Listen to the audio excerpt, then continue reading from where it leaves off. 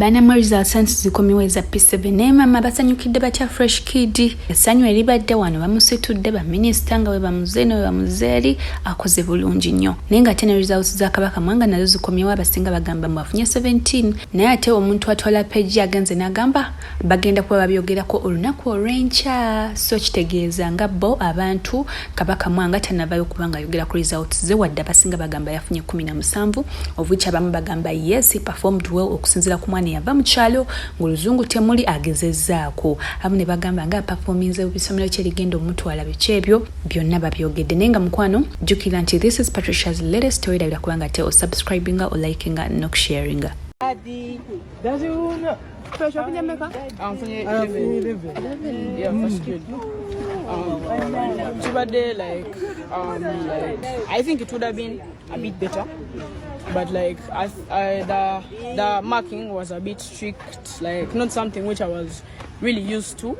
But like so, when the marking is different and the questions are different with different type of words, and I get this kind of marks, I may not like I'm very satisfied, but I'm really happy with what I've attained because I've seen some of my friends, they didn't get this, but me, I've got it. And like as I said, I will get a first grade. I've got it. You guys can never doubt me again. What else will that make? What else will that make? Then I didn't be around. Kubanga bachaba fena oba tugambanga. Atugamba mwe bino bemubera wano nga mujja mu paper nga baba marking baba manyi. Siri ebimbi ebajjo ba markinga eri kuba omuntu ajjo ku markinga solo tukanga takumanyi aye just be summarizing ng'omuyimbi wako.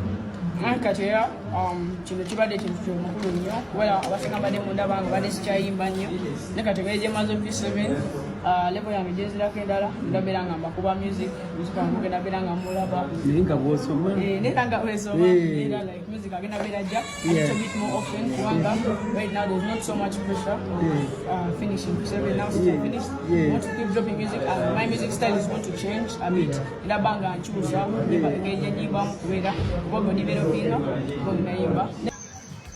Yo, it's been a long time.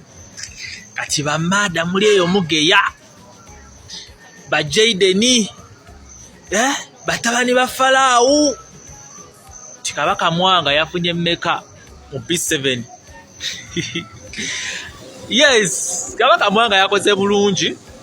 Right now eno page naye ati kati aliko mubali bali bemutegedde sawa zino siri naye tomorrow ngena mubawa mugenda keberako tomorrow nga 24 of course this January mugenda keberako ku Saimo official YouTube channel kawala atamutegedde agenda mukolako exclusive interview yafunye points meka obulamu bwe ali bichi azako ki so subscribe ku Saimo official tomorrow Kabaka wali yes bampisera moja gokute